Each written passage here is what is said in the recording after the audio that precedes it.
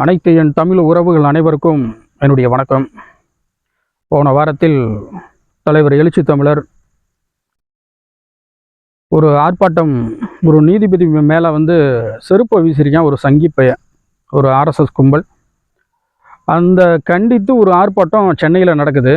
அந்த சென்னையில் அந்த ஆர்ப்பாட்டம் முடித்து விட்டு வரும்போதில் ஒரு சங்கி கேட்டால் வக்கீல்னு சொல்லிக்கிறாங்க. நிறையா பேர் ராஜீவ்காந்தின்னு பேர் சொந்த இதுங்கிட்டு சிவகங்கை மாவட்டமாக ஏதோ ஒன்று சொல்லிக்கிட்டு இருக்கிறாங்க. அவர் தலைவர்காரை பார்த்து தான் ஊடாலே கிராஸ் ஆகுறாரு. அதுக்கு தொட்டியும் அதை வெயிட் பண்ணிக்கிட்டு இருந்திருக்கிறாரு. வெயிட் பண்ணிக்கிட்டு கிட்டத்தட்ட ஒரு திட்டமிட்ட செயல், சாதி வெறியர்களும் மத வெறியர்களும் இந்த பிஜேபியுடைய கைகூலியாக வேலை பார்க்கக்கூடிய சாதி வெறியர்கள் திட்டமிட்டு தலைவர் எழுச்சி தமிழர் காரை மறைக்கிறதுக்கு என்ன நினச்சி அவங்க பிளான் போட்டிருந்தாங்கன்னு தெரியல நல்ல விலைக்கு. ஆனால் அந்த குறுக்க வந்தவன் கூடால நீங்கள் நல்லா வீடியோ முதல்ல பாருங்கள். நிறையா பேர் சாதி புத்தினால் ஒரு மத வெறினால் விமர்சனம் பண்ணிக்கிட்டு இருக்கான். முதல்ல அந்த வீடியோவும் முழுமையாக பாருங்கள். தொடர்ந்து தலைவர் காருக்கு பின்னாடியே வந்தால் ரைட், ஓகே, யதார்த்தமான ஒரு நிகழ்வாக நம்ம எடுத்துக்கலாம். தலைவர் காரு முன்னாடி வேகத்தடை இருக்குது. அந்த வேகத்தடைக்கு முன்பு வரும்போதில் கிராஸ் ஆகுறான், ஊடால கிராஸ் ஆகுறான். அவன் காரை பார்த்துட்டு தான் கிராஸ் ஆகுறான். பார்த்துட்டு அதுவும் வண்டியும் இடிக்கலை, கிராஸ் ஆகிட்டு வீம்புக்குன்னையே பிரச்சனை பண்ணணும், இல்லை தலைவர் வண்டியிலேருந்து கீழே இறங்கணும், ஏதாச்சும் ஒரு சம்பவம் நடக்கணும் அப்படின்னு திட்டமிட்டு செய்த செயல்.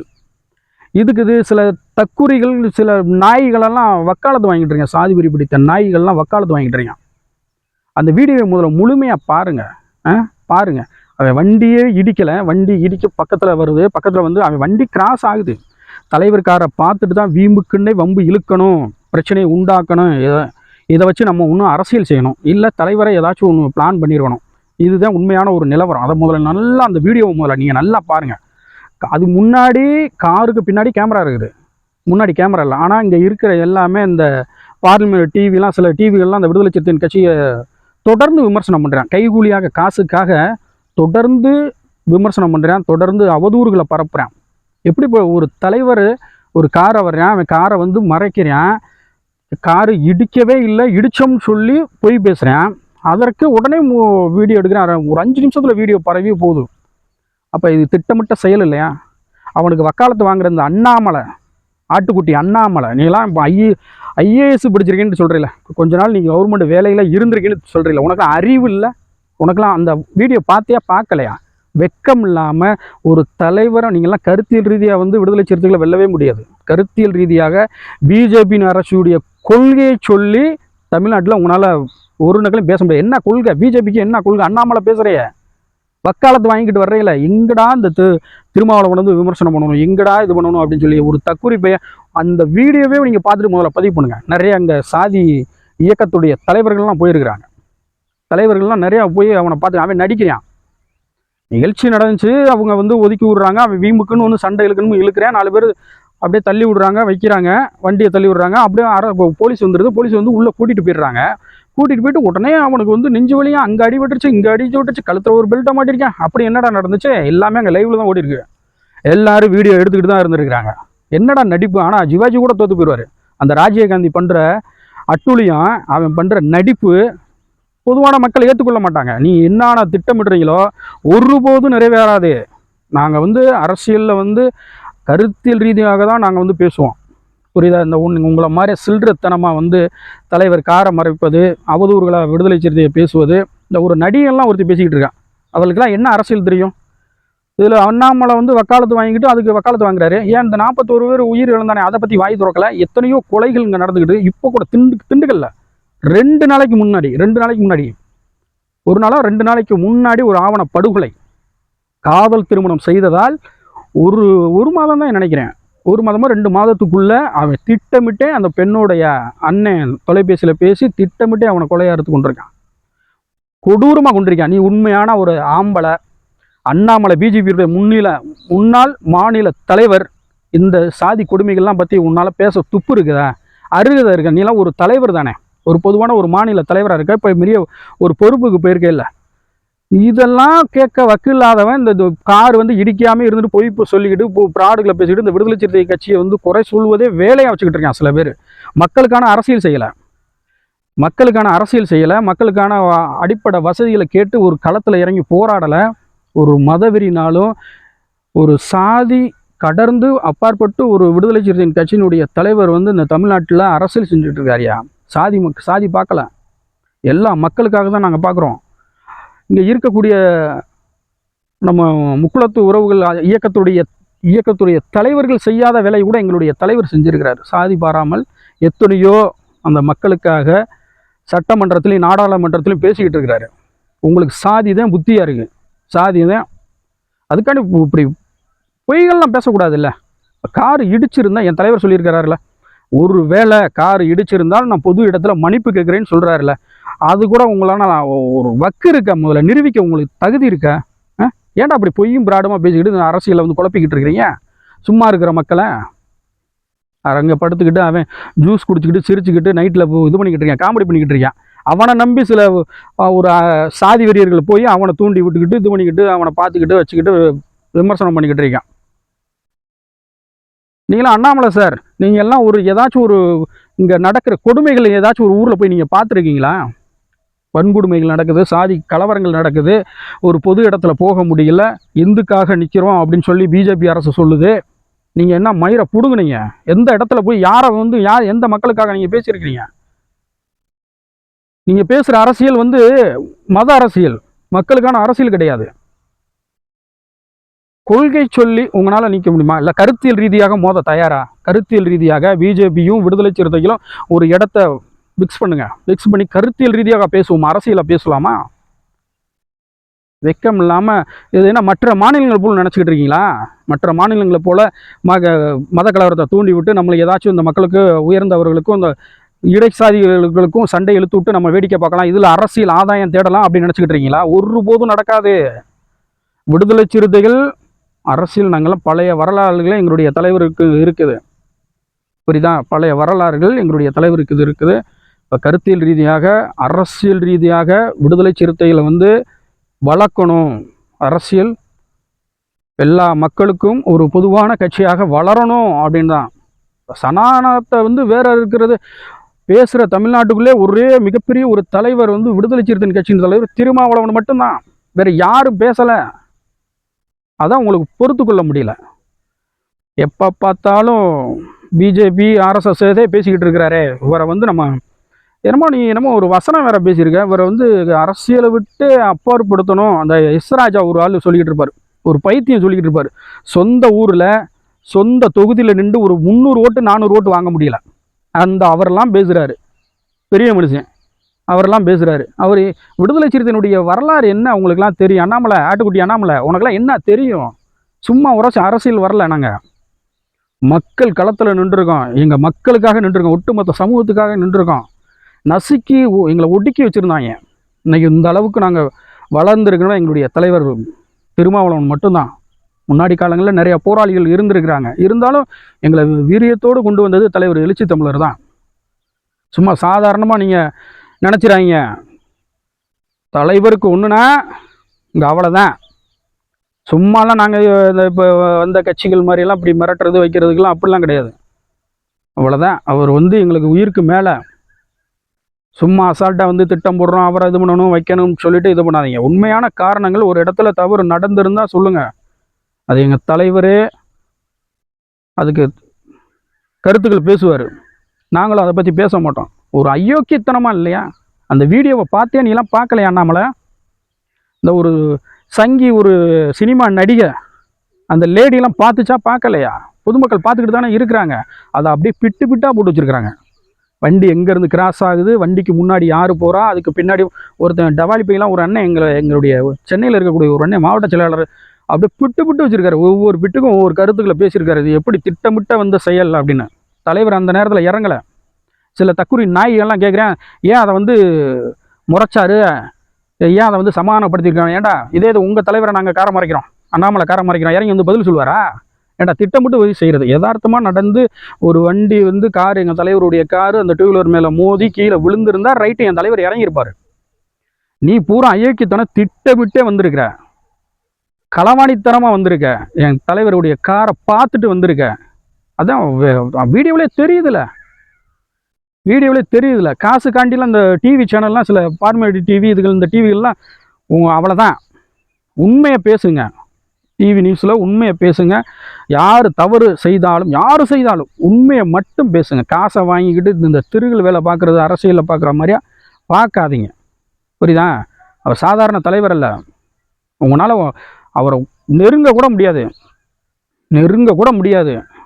லைட்டாக ஏதோ பண்ணியிருக்காங்க வச்சுருக்காங்க. இதுக்கு போய் நாடாத்தை போட்டுக்கிட்டு அவன் ஆஸ்பத்திரியில் படுத்துக்கிட்டு அவன் வண்டியே அவனுக்கு சொந்தம் இல்லை. போலி போட மாட்டிருக்கான். நம்பர் பிளேட் வந்து போலியாக போட்டிருக்கான். பிரார்த்தனை பண்ணிக்கிட்டு போட்டிருக்கான். இதுக்கு வக்காலத்தை வாங்கிட்டு இந்த சாதி இந்துக்கள்லாம் போய் வரிசையாக பார்க்குது. ஏண்டா நீங்கள் உங்களால் இப்போ மேலூரில் ஒரு அண்ணன் கூட எதிர்பாராமல் ஒரு இதில் வந்து உயிரிழந்துட்டார். அது ஏற்றுக்கொள்ள முடியாது.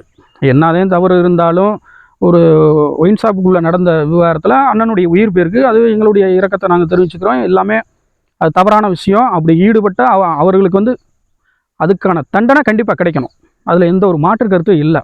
ஆனால் அதற்கு இங்கே மேலூர் பகுதியில் இருக்கக்கூடிய அந்த ஒட்டுமொத்த சமூகங்களும் எவ்வளோ மிகப்பெரிய ஒரு ஏதோ நடந்தது போல் பேசுகிறாங்க. ஆனால் உங்களால் வருஷத்துக்கு 5-10 கொலைகள், இந்த மேலாளவெல்லாம் 7 கொலைகள் நடந்துச்சே. அப்போ எங்கெல்லாம் நீங்கள்லாம் எங்கே போனீங்க? அப்போ இந்த சமூகத்துடைய இழப்பு உங்களுக்கு தெரிஞ்சதா? நீங்கள் எப்படி இதெல்லாம் உங்களுக்கு எவ்வளோ வலி இருக்குது? அதே வழியை தானே அடுத்தவங்களுக்கு நீங்கள் கொடுக்குறீங்க. திமிரு எடுத்து இந்த சாதி வெறியினால் நடக்கலை அந்த விஷயம் வந்து. அதை நீங்கள் நல்லா புரிஞ்சுக்கிறணும். என்றைக்குமே இந்த சமூகம் தான் சாதி பெருமை பேசிக்கொண்டு திமிரா மற்றவர்களை வந்து அடிமைப்படுத்தணும், இவர்களை திட்டமிட்டே அடிக்கணும், கொடுமைப்படுத்தணும் அப்படின்னு ஒருபோதும் நினைக்க மாட்டேன். அந்த திமிரு அந்த எல்லாமே மற்றவர்களுக்கு தான் இருக்குதும். அப்போ நீங்கள் உங்களால் எத்தனையோ கொலைகள் நடக்குது, அதுக்கு ஏதாச்சும் பரிதாபப்படுறீங்களா? இப்படிலாம் இருக்கக்கூடாது, அவனும் மனுஷன்தாயா அப்படின்னு ஏதோ ஒரு நியாயத்தை பேசுகிறீங்களா? வருந்து கட்டிட்டு வந்து பேசிட்டு இதெல்லாம் உங்களை வந்து உங்கள் சமூகத்தை வந்து நாங்கள் வேலைக்கு தான் கொண்டு வந்தோம்னு ஒரு ஆள்லாம் பேசுகிறேன். திருநெல்வேலியிலேருந்து வந்து இங்கே ஒரு பேசுகிறேன். ஆதாரத்தோடு நிரூபிக்க முடியுமா? இந்த சமூகம் வந்து பூர்வீகக்குடி, இந்த மண்ணுக்கு சொந்தக்காரன், சொந்த நிலங்களை இழந்துட்டு நீங்கள் அப்படி ஒடுக்கி வச்சுருக்கிறீங்க. சொந்த நிலத்தை பிடிங்கிட்டு பஞ்சமணிகள்னு சொல்லி லட்சக்கணக்கான நிலங்களை நீங்கள் தான் அனுபவிச்சுக்கிட்டு இருக்கிறீங்க. பூர்வீக குடிக்கிறோம் நாங்கள். வந்தவன் போனவெல்லாம் பேசுகிறதுக்கு நாங்கள் ஒன்றும் இழிச்சாவே இல்லை. இந்த மண்ணுக்கு பூர்வீக குடி. நாங்கள் பறையர் குடின்னு சாதாரணது கிடையாது. இந்த குடியில் இருந்து தான் மற்ற பிரிவே வந்துச்சுன்னு சொல்கிறான். ஆதி காலங்களில் பேசுகிறாங்க எல்லாம். மனுஷனை பாருங்கள் முதல்ல. இந்த அண்ணாமலை, நீங்கள் பிஜேபி நீங்கள் பண்ணுற வேலை, இந்த தமிழ்நாடை அழிக்கிறதுக்கு நீங்கள் நினைக்கிறீங்க. அது ஒருபோதும் நடக்காது. இந்த மற்ற வேலைகள், இந்த ஆர்எஸ்எஸ் பிஜேபியுடைய உங்களுடைய விளையாட்டு இதுகள்லாம் மற்ற மாநிலங்களில் வச்சுக்க. இது வந்து சாதாரண மண்ணு கிடையாது, திராவிட மண். இந்த மண்ணை எவனாலையும் அழிக்க முடியாது. அதை நீங்கள் நல்லா புரிஞ்சுக்குங்க. ஆனால் இவ்வளோ பெரிய விஷயம் நடந்திருக்குது.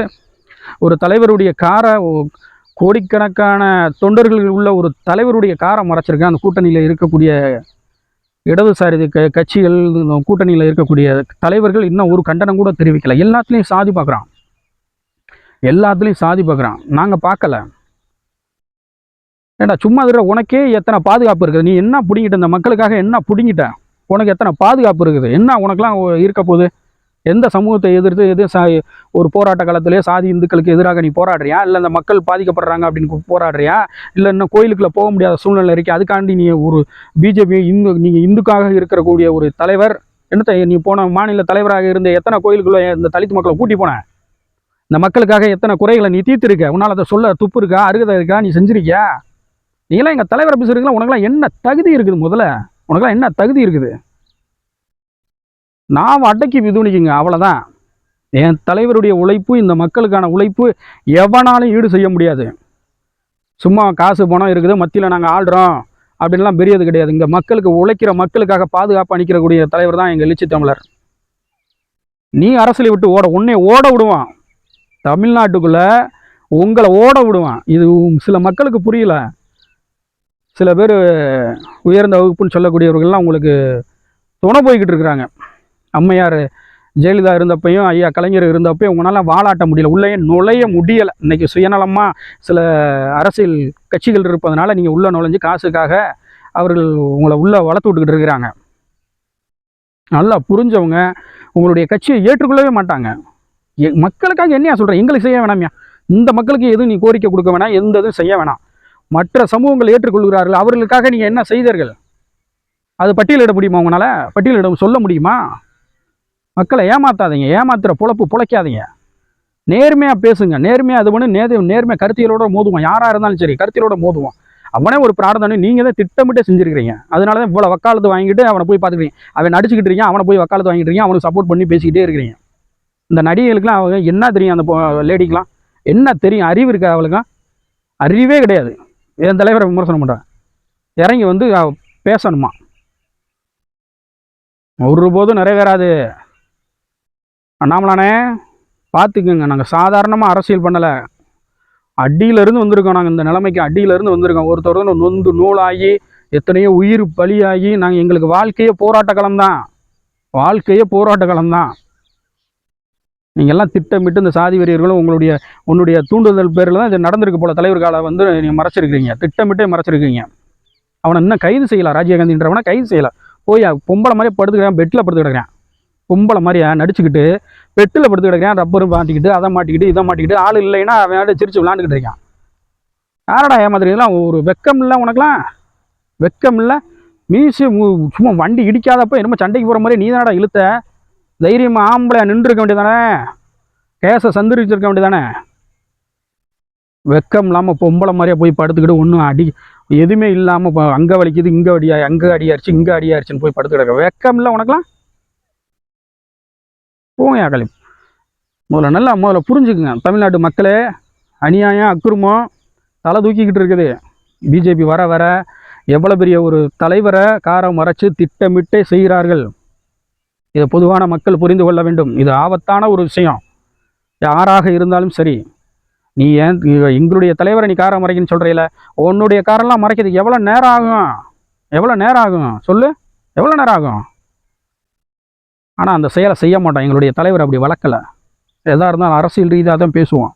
இதை கடந்து இந்த விஷயத்தை கடந்து போங்கன்னு சொல்கிறாரு. இந்த விஷயத்தை கடந்து போங்க, அடுத்த அரசியல் வேலையை பாருங்க அப்படின்னு சொல்லிட்டு போயிட்டு இருக்காரு. அவர் மனுஷனா நீ மனுஷனாடா? வெக்கம் இல்லாம. நன்றி, வணக்கம்.